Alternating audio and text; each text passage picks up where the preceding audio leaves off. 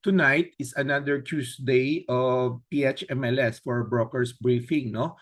Professional insight for brokers, agents, and developer. Okay, so my assistant together with me here is my business partner and our head programmer, Marky, and our assistant for MLS is also Faye. Okay, so our topic tonight is professionalism wins deals. Why clean data closes faster? Okay, so last week, I'll show you this poster. Ito yung ginamit natin to invite, no, for the last 7 days. Deals don't fail because of price. It's more on the professionalism, trust concern. Why clean data closes faster, no? So we will discuss more about this. So just to wrap up lang yung last few weeks natin for those failed to join, we launched an 8-week series modules for until February. So we have already done our week 1, week 2, week 3, week 4. So we are today on our week 5, data and credibility. Why clean data closes faster? Sorry, medyo nawawala boses ko ha. Okay, and next, we still have 3 more weeks for this series. And doon sa mga hindi naka-join for last 4 weeks, you can just visit our YouTube channel. Paki-post na lang sa chat box yung YouTube channel natin, Real Estate Webinar. So you can come back anytime to watch during your free time the week 1, week 2, week 3, week 4 para you can catch up with our training. Okay. So the objectives of tonight topic is all about bago matapos ito yung mga learnings natin, no? We need to understand why many deals collapse before negotiation, no? Kumbaga, no? Realize that data issue equals credibility. So or yung mga misrepresentation of data, no, sa real estate.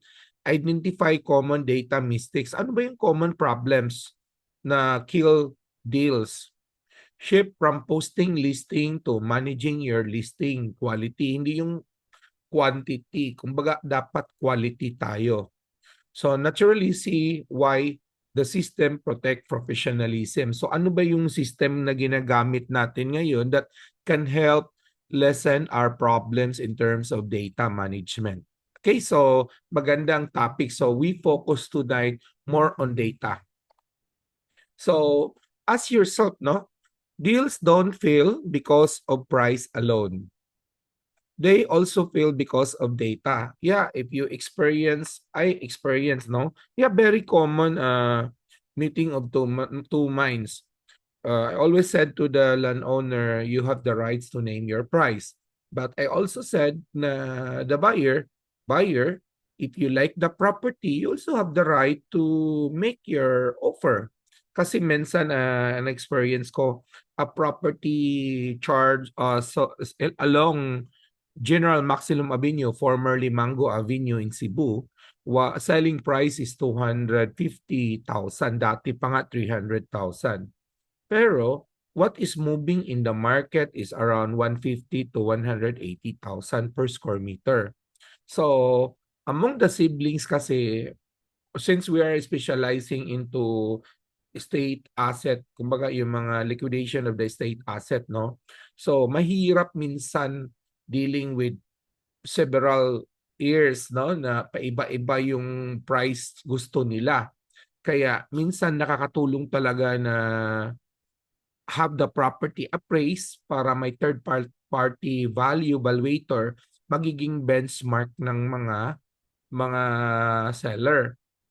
But at the end of the day, seller always have their mind. They want to maximize. But if the price is too high, minsan, I always advise my client na just check the property, and if you like it, I'll give you what is the zonal value and I give you what's the market value. And let's start making an offer, a written offer. Kasi pag may written offer na, seriously uupuan na yan ng mga magkapatid, which based on my experience. But price is one issue, but another issue is the data, the information, no, the details of the property. Kasi minsan I give you another scenario. Mahaba na yung transaction ko sa property since the property was represented by a lawyer to liquidate the asset of the clan because majority of the heirs are now staying abroad. They want to liquidate benta, no? So they have around 13 properties to be kumbaga, up for sale, and the lawyer tapped us to market it, no? But sad to say, mahaba na yung presentation. Yun pala, may mga data na ibinigay, tao lang naman si attorney din, nagkamali-mali. It caused us delay on our transaction. So good thing na lang, regular buyer ko, na-explain ko properly. But again, not all price common reason na hindi matuloy yung deal. But also, we broker from the start, that's the reason we need to perform due diligence. The due diligence process does not start on the buyer side. Tayo on the seller side representing the property, we need to make sure it is legally feasible to sell.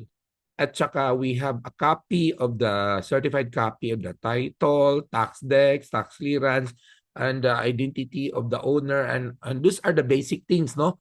Kasi from there, pag-aralan mo as a broker, if it is really legally feasible to market the property.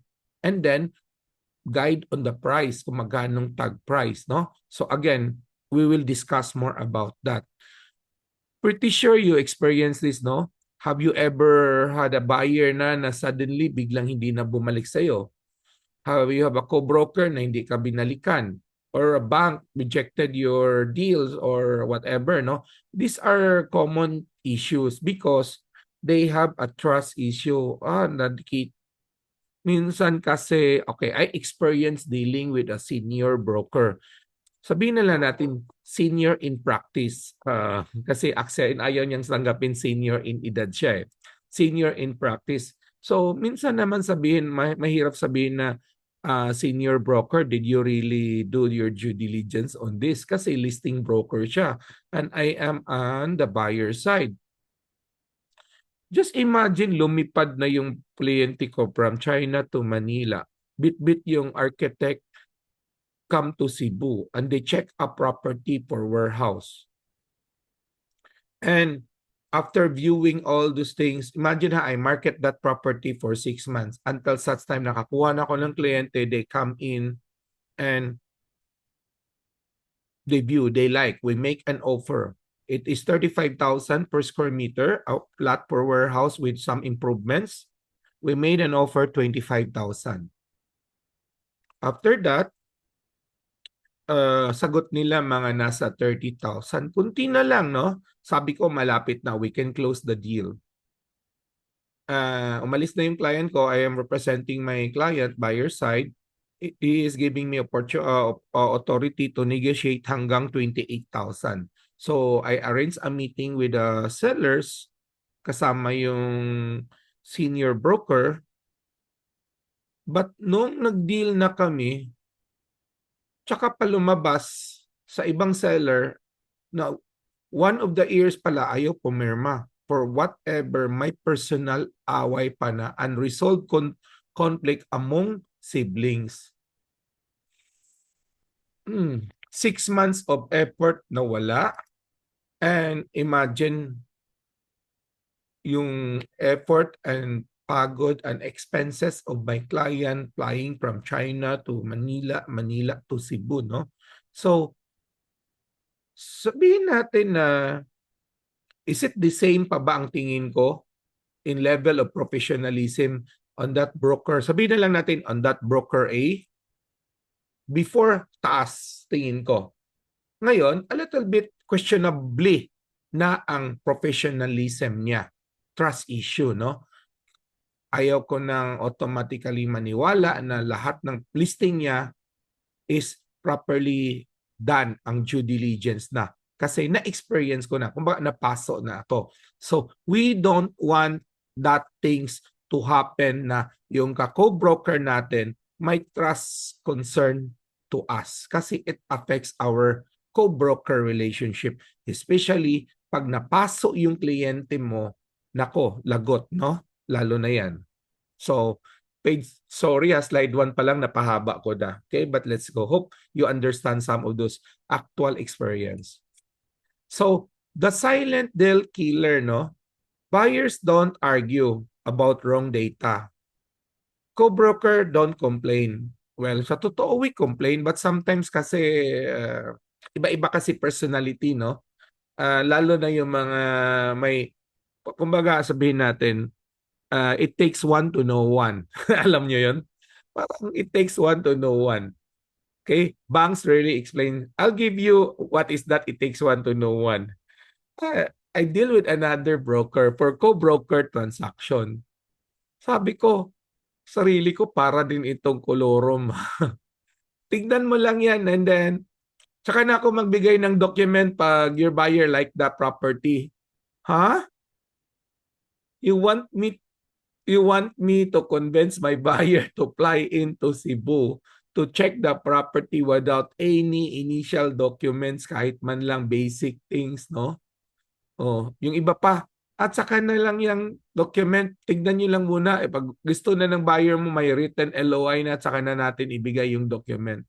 No, honestly, yes, it's a trust issue, no? So, if you don't trust me as fellow broker, let's not go deal na lang. Kasi at the end of the day, I need to check the documents. Part of any transaction as broker to broker, we need to scan copy lang naman ang hiningi natin. Tsaka we registered the buyer already. So, if you don't know how to pre-register your buyer, you can also pre-register the broker of the buyer representing the buyer. So, if it happen, minsan kasi na-experience ng mga brother and sisters natin na kumbaga, sorry sa mga Tagalog ha, mahina ako minsan, nasulot or naikutan sila, na-bypass sila.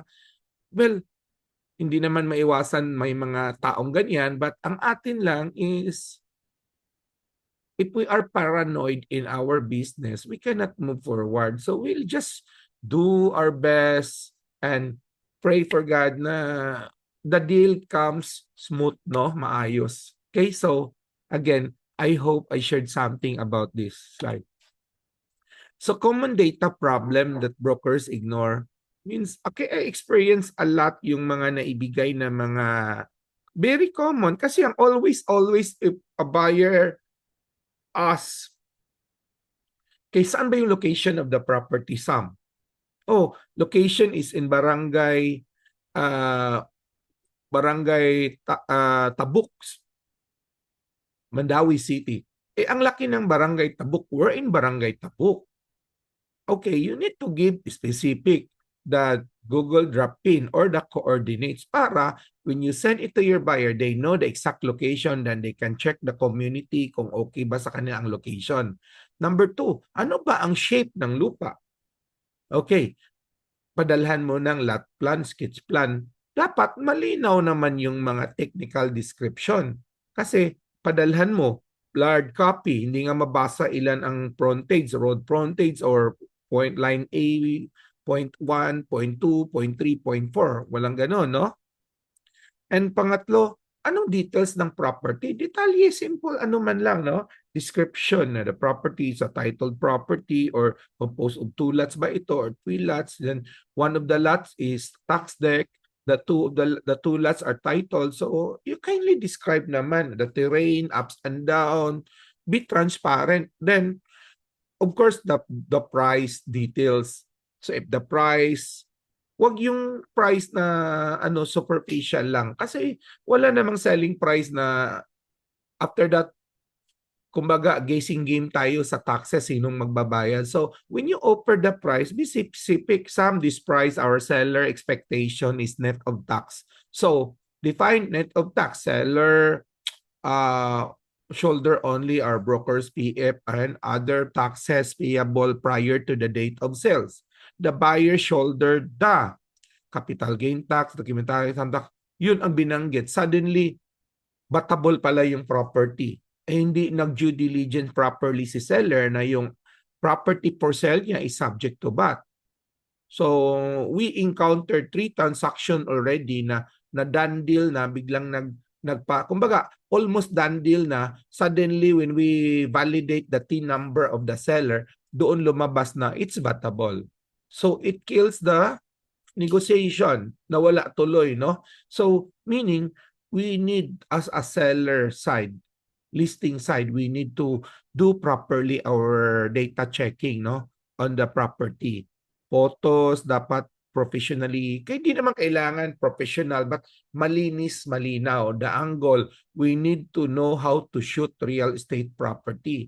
When you click left, center, right, or video 360, para naman, at alam ng kliyente, pag bago man sila mag-fly out, lalo na yung mga Roland na malalaki or mga malalayo na lugar that they need to fly or travel several hours, no? So we as a listing broker, if we collaborate, we need to serve properly kumbaga, the data, the information that we're sharing to our fellow brokers or to our client. Okay. Based on the experience and then the AI also, I asked AI, what's the psychology of the buyers now? They want accurate. Huwag tayong there's a lot of way to share it to the client, lalo na ayaw mo ma-discourage ang client sa price na too expensive. So, you tell them, open close parenthesis, the price is still negotiable. So, and you tell client, as I mentioned earlier, Mr. Buyer, if you think the property fit on your requirements, we just make an offer. I'll give you already the hints. Ito yung zonal value. Ito yung running market value based on the last 1 year. So, they're asking 30% more. So, let's try to offer based on, okay ka ba? Let's start here in the market value. Going back to the 250,000, the general maximum, which is closable market value, is nasa 150. So we can start. If you want, I can drop the letter of intent for you in your behalf, and please kindly review and edit, no? So just to support both side. Kasi kung sabihin naman natin sa seller masyadong mahal yan, baka hindi tayo bigyan ng authority to market the property, no? So dapat yung presyo natin updated. But we experience already, lalo na yung maraming siblings, decision maker, pabago-bago. Kaya always put a proper disclaimer at the bottom of your description. Disclaimer, I commonly use very simple. Price and availability may change anytime. O you can enhance that one, no? But very specific. Yung presyo tsaka availability may change anytime. Kasi we already experienced, we listed it on Monday. We have inquiry on Friday. They decided to look on Monday. You schedule. But yun pala, na-close deal na on Sabado. Okay? So may nag-earnest money na. So minsan, may magagalit din kasi yung seller pag araw-gabi, araw-araw or every now and then we asking update sa kanila. Kaya putting a disclaimer is good. So minsan buyer or even your co-broker always say, sabi ko nga, itong co-broker ko ba to professional ka-deal? First time ko pa, hindi ko pa kilala. Kaya itong community natin na every Tuesday nagkikita tayo through online, it helps build up our community na kakilala ko yan, ay si Arceli yan, ay si Vidia yan, ay si Aguro yan. Okay. At saka we are sharpening our saw based on our experience, our failure, our success through our Tuesday class, no? So sharing. So it helps us to become professional, maybe not expert because we keep on educating ourselves, no? So, can I trust this broker? So, maraming mga ganyan, no? So, the answer could be maybe. But building up with the organization, joining online like this, it helps us all grow and build strong our networking. So, data is your brand. Okay, data is your brand. So, when you say brand, very careful ka kung ano yung mga the way how you position your ads, your listing, your information. Kasi kung magulo-gulo yan, that reflects, itong broker A na to, magulo to, unprofessional. Pati nga sa posting niya, parang walang storyline. No? Uy, grammar, parang ako, Chinese, mahirap ako sa English. Grammar ko po talaga, sorry to say, no? But again, with the help now of AI, Grammarly, ChatGPT, Gemini, so on so forth, there's no reason na walang makakatulong sa atin para maging maayos yung presentation natin with a strong title, with a good value content body, and with a call to action ending call or DM or etc. plus a disclaimer and hashtag. So everything can be done already properly. So kaya nga on the intro kanina, it's not more on quantity, it's more on quality. Kasi it affects ang target natin sa tonight. Pinag-usapan natin is how to develop your data, how to maging malinis yung presentation, content, professionalism, no? So, the way, I'm not good in branding, but siguro gusto ni Dinya yung branding niya palaging ganito yung image, ganito ang storyline, ganito magtapos yung description niya. Okay? So, you can design your own branding for that. Para pagkita pa lang, alam ko na, parang kay Dinya style to, alam ko na ganito, di ba ganun yun? Alam ko na Jollibee yan, alam ko na McDonald's yan. So, ako, that's not my expertise, but I'm just sharing to you what we need to do. I myself also trying to improve myself on that part. Okay? So, clean listing equals professional signal. A clean listing helps respect buyers, respect co-brokers, respect the process, no? So if you were the buyer, would you trust your own listing? Okay. Question. Sample ko dito si Ronnie. Ronnie, try to review your website posting, your Facebook posting. If you put yourself at the shoes, ikaw ngayon buyer, and you're watching on your ads, will you trust your post? Will you trust the details that you are posting? Kaya hindi lang yung sa pangalan na kapag post ka, dapat it reflect something na kataniwala, professionalism, malinis, hindi magulo.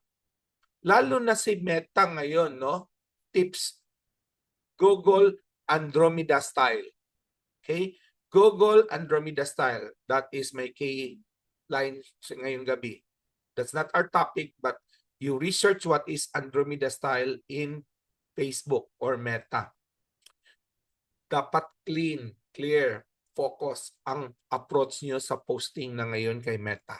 Okay? May magandang seminar dyan si Marky. So, contact Marky so you can join his annual. Annual lang yan. Isang beses lang yan nagkakandak ng updated sa algorithm with Meta. He do it every first quarter of the year.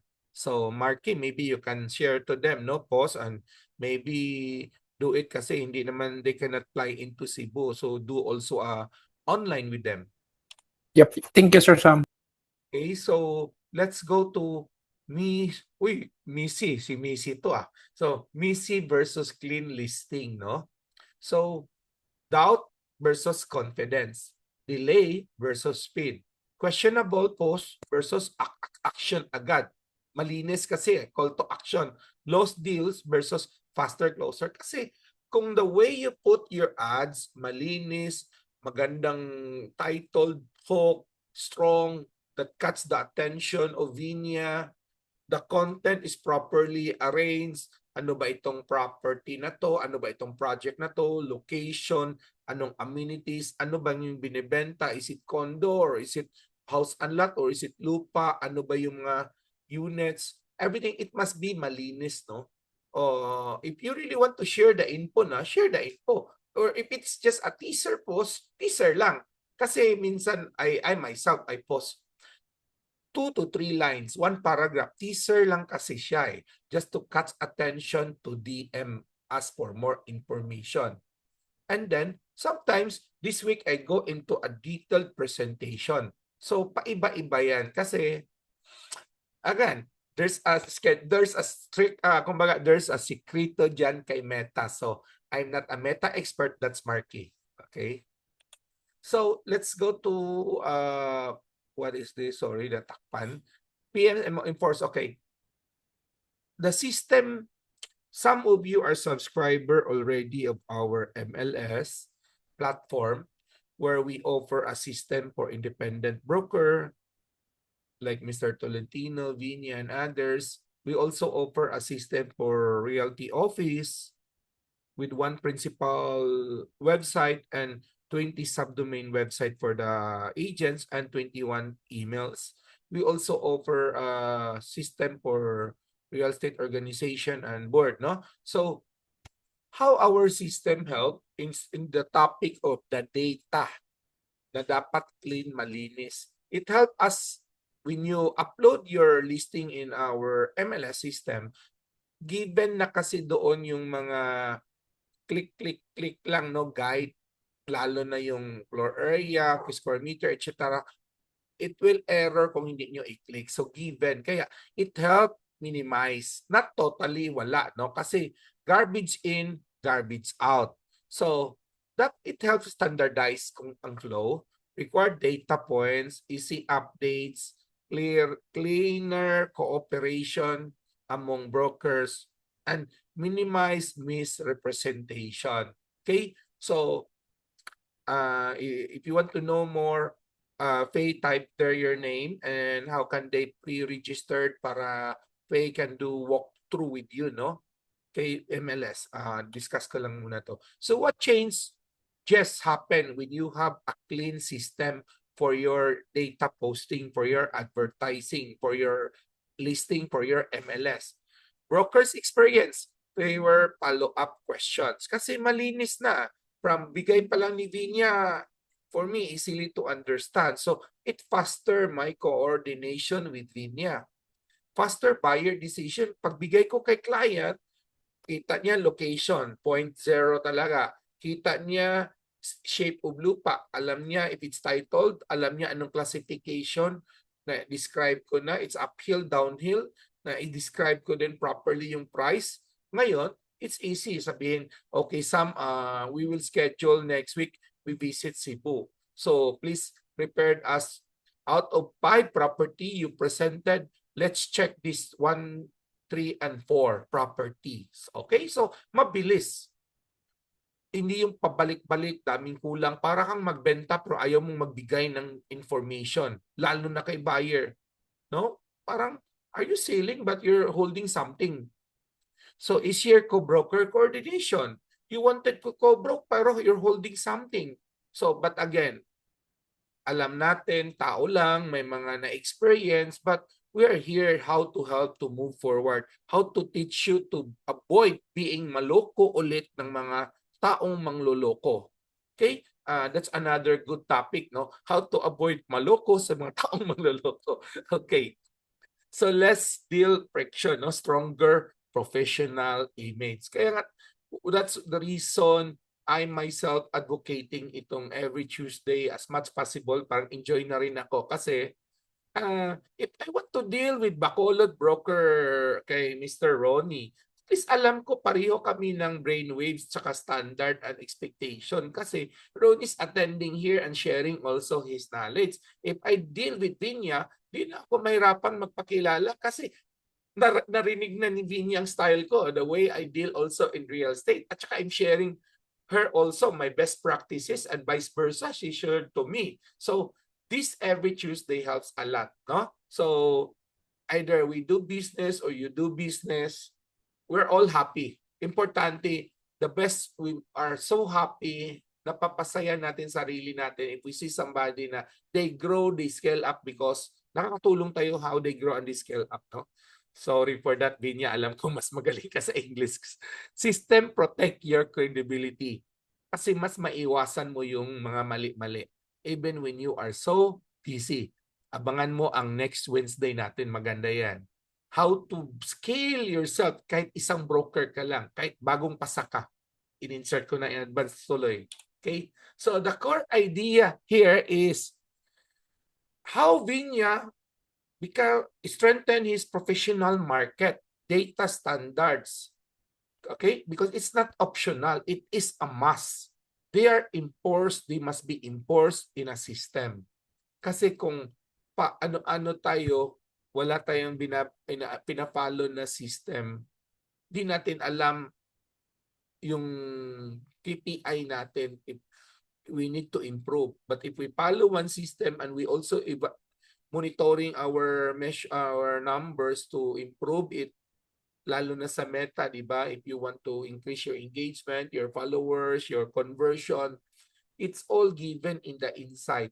So if you know how to do audit or valuation your Meta based on your objectives, and you can always recheck, realign your strategy to increase based on your objectives. Okay? So that's another topic, Meta topic yan ni Marky.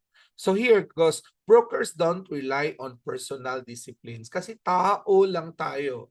Kanina, may tao na mas active ang utak sa umaga, pero pagod sa gabi. More on Netflix na lang. But may mga tao na active sa gabi and they work until dawn kasi mas focus sila on that time, no? So kanya-kanya. Pero being a person, we easily subjective tsaka emotional, maapektuhan yung discipline natin. So how to, just try to imagine, check how you post your Meta. If you are the one running your Meta, di ba, nagpo-post ka as needed kung kailan mo gusto. Walang system kung anong oras. Tignan mo yung page mo, tignan mo yung mga ano mo. Iba-iba if you compare it the way the page managed ni Ayala, the way page managed Shang, the way Rockwell, kasi they have a system. Bago pa nila yan i-post, they already do a calendar presentation, ano yung ipipresent. There must be a storyline, there must be an objectives already. Okay? So very system. Kasi pag walang system yan and then based on your objectives and then suddenly post ka lang, how can you measure? Pero pag malinis ang system, ito yung objective, ito yung output. So you can now evaluate, okay, we need to go more 40% here, 30% here, yung budget natin. So again, let's try that one for the next month. Okay, so you can easily improve. So system. It helps you add on your credibility. So standard data means in matured real estate system, listing must have verified lots, floor area. Mga sample lang to ha, but we discussed that already earlier. Cleared pricing, status, updates, or withdrawn. Kaya importante, lagyan na lang natin ng disclaimer kasi kahit na super galing ka, you cannot predict because we're the broker and the seller are there. And the seller, the property owner, might also dealing it with the other people. Diba? Kahit na exclusive broker ka, you are not updating daily. There's a lot of things happen every 24 hours. Baka nabenta na, baka nagbago na ang price. Proper disclaimer talaga based on my experience. So basic documentation, indicator, photos, video. So siguro pagandahin natin. Self-learning tayo. Let's invest in a good quality phone to get photos, to get video para sa real and short video natin. Mura na ngayon yung mga phone, di ba? But again, invest tayo ng good quality smartphone and invest tayo on the digital photography, digital video, and maybe AI and editing, no? Dami na yan. Another topic yan. So not to make life harder, but to make trust genuine, strengthen the trust issue among co-broker and buyers. Kasi pag malinis yung binigay natin sa kanya na detalye with photos and video, it helps a lot. I experienced something. Go back 2021, Delta, COVID Delta. I was admitted month of July for around, I think, 11 days sa hospital. But prior to that, 1 week pa ako sa private hotel kasi ayaw ko talaga magpa-admit sa hospital.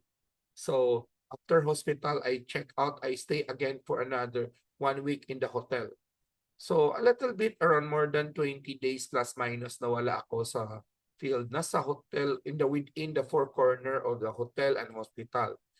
But I have a new listing solicited from other co-broker with the use of the professionalism and the video and the camera, video and the photo and the proper presentation, because I did not stop. I don't want to be bored inside the hospital. Imagine COVID. You need to, ang kalaban mo sarili mo, depression, anxiety. So what I did, I want to keep myself busy. Lahat, walang inbox, walang messenger inbox, lahat, walang hindi nabasa. I keep myself busy posting Meta, I keep calling a lot of co-broker to, if you want to help me, keep me busy. Send me all your mga direct listing for sale nyo, and I post, send to all my clients. So in that span of 20 to 25 days, I engaged one of my Chinese client. They wanted to check that lot inside Discovery Bay. But how can I'm in the hospital.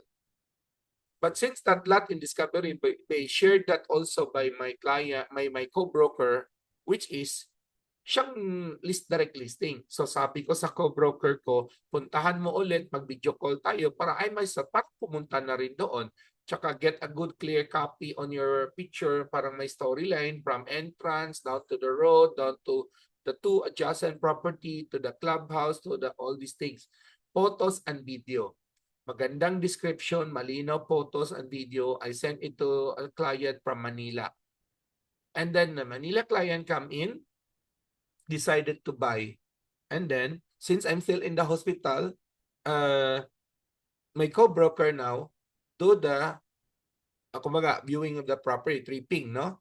And that things from posting to marketing to getting a client and viewing and closing the deals while I'm in the hospital, in the hotel for the last 20 to 25 days. So that is with a co-broker relationship. That is everything. Kasi pag sanay na kayong dalawa, you have that trust concern, wala na yung trust issue. It's easy, di ba? Kami, Vinya, we're collaborating for the last number of years. So why I doubt Vinya expertise? And kumbaga, I give client to Vinya, Vinya give client to Mary Gauso, the same thing. Ronnie, the same thing. So because every now we see each other, it helps our networking and our, kumbaga, nawawala yung wall, especially the trust concern issue. It helps a lot, no, build up our relationship. Okay? So, hope na-explain ko with experience itong topic na to. Now, why this matter a lot, no? The reason clean data closes faster, paulit-ulit na tayo dyan, is because buyers, co-broker, bank trust what they see. When standards are optional, credibility become fragile, no? So, this MLS platform we have that we also offer to independent broker. Once you subscribe, it's only 1,000 per month. You have your own internet presence, you have your own marketing website, you have your own landing website that you can use to market in Meta, Reel, LinkedIn, all social media. When buyer click, it landed to your website. So kulong. So kahit si buyer mamili ng property in North, South, East, West, Luzon, Visayas, Mindanao, you are the only profile broker, Vinia. But the beauty with your website, you are collaborating with all the listing of our other subscriber from Bacolod, from Bohol, from Cebu, from Luzon, from Mindanao. So that's our Philippine multiple listing service at 1,000 a month only. So we also have our realty office system para sa broker Tolentino Realty na meron siyang 20 RESP, one principal website, tsaka may 20 subdomain para it helps recruit agents, hold retention agents kasi pag umalis, hindi nila bit-bit yung website tsaka email. The good thing with our system, embedded bago yung CRM. You don't need to invest additional CRM platform para to help manage panel your leads. Kasi bayad ka, mahal ang mga CRM ngayon, no? Yung free niya may free pero hindi mo naman masyado magamit talaga yung mga free. May limitation. Kasi at the end of the day, all CRM programmers are business also. So in our case, we only selected ilang dapat nandoon. Halimbawa, pumasok yung leads. So, leads come in, dapat notify ka. Now, how you gonna manage these leads? Serious, contacted, and ang dami yan, hindi ko na-memorize, no? May training yan. So, yung parang paneling, no? Hanggang sa positive or cold prospect or ano na siya, deleted or i-archive mo na lang, no? So, it helps a lot. So, if you want to know more for non-subscriber pa, or for those subscriber hindi po man na maximize, please book a one-on-one online walkthrough tutorial together with our staff, Althea. So Althea, please just introduce yourself in the chat box, no? So again, to wrap up lang, how our system help? Requiring structured listing information, encouraging completeness before visibility, making updates easy and expected, reducing misinformation across co-broker. The system does not replace professionalism. It protects it. So, kayo pa rin, no? But it guides kasi may mga template. But again, pag mali yung pinasok nyo, beyond our control yan. Kasi at the end of the day, kahit 1,000 square meter yan, nagkamali ka na dagdagan mo ng isang zero, nagiging 10,000 square meter. Or minsan, hindi mo binang clearly, it's 150,000. Pero nasulat mo 150 million. Hindi. Kasi 150,000 per square meter. M yan, hindi per square meter. So daming mga ganyan, no? Ito lang, sample. San Fernando. The property is for sale for 100, sabihin natin, for sale for naka-ads sa Meta 15 million. Naka-ads sa Meta 15 million. Sa totoo lang, the selling price is 15,000 per square meter. And the area we're talking here is around 6 hectares. Imagine 6 hectares, 15 million. Big difference between 6 hectares at times 15,000 per square meter. That is 60,000 square meter times 15,000. That is 15 million per hectare times 6. That is 90 million. So that is a big misrepresentation of the pricing. Kasi hindi mo pinakinggan ng malinaw ano ba yung 15. Is it 15,000 per square meter or 15 million the whole thing post kagad, no? So again, that's the sample. So before we end, let me leave you with one important thoughts. Professionalism should not depend on your memory alone, effort alone, or reminders alone by yourself. Kasi tao lang tayo and palagi tayong, it's normal to forget, no? Sabihin pa ng asawa ko, sorry, nakalimot ako. Anong mangyari? Ano ngayon? Wala na. So it should be built into the system. Kasi click, click, click. Di mo, parang sabihin natin, may checklist tayo kung ano yung requirements kailangan from the seller. May checklist tayo kung ano yung mga requirements for due diligence. Okay? So, Vinya, ask yourself, Ronnie, tanungin mo sarili mo, if a buyer review your listing today, would they trust your data? Huwag nyo nang sagutin. Sa iyo, sarili lang yan. No? So let's ask ourselves. Let's kumbaga, do evaluation to ourselves. Kung ang kliyente ko, ang buyer ko, magbabasa sa content ko, data ko on my website or on my meta, are they gonna believe? Are they gonna trust me? Are they gonna see me as a professional? Are they gonna see me as a, kumbaga, legit, tama bang yung word? Legitimate broker. Tama, no? So you don't need to decide that. You need to, enough na alam nyo, do it, review it, everything, no? So the broker who win are the one who's understand and open-heartedly. Let's not claim na we know everything. No, let's not claim. We need to accept that every now and then what is constant in this world is change. Just like what we are doing before with Meta, na ang dami na nating followers, there's no issue about followers kasi kung titignan mong Meta mo, less than 50 people ang nakakita sa engagement mo every day.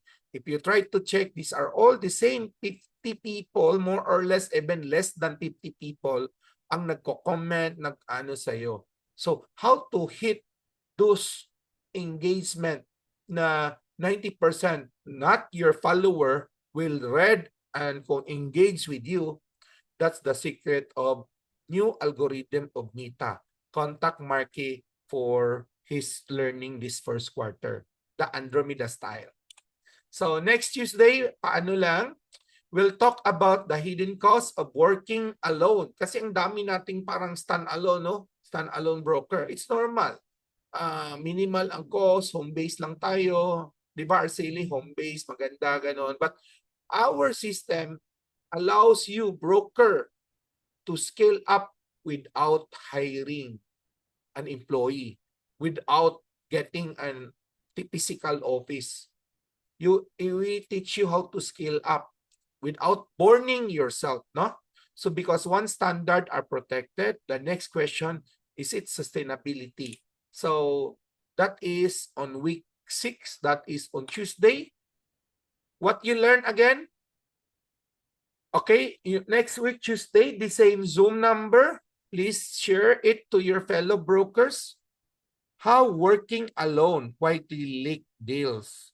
Why missed opportunities are not always visible. How burnout snake in even when income looks fine.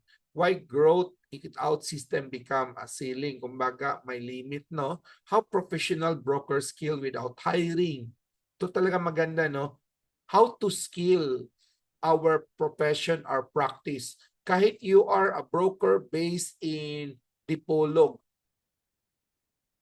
walang masyadong project. But how can you scale up your real estate business and you are now marketing, selling Luzon, Visayas, Mindanao property? Projects of different developer in the National Metro Manila region, NCR region, in Metro Cebu. And wala kang recruit na ahente, but you have hundreds of co-brokers nationwide, and you have the same brainwaves, and you are all accredited by PRC.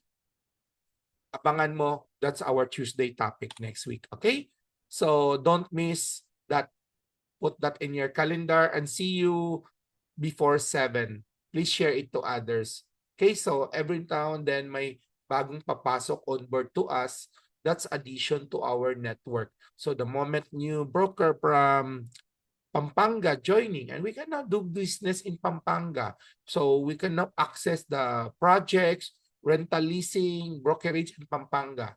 And we don't need to set up office because we have now that networking with that specific broker. So let's help each other grow our PHMLS community. You are not helping yourself. We are helping all of us growing, scaling up our business.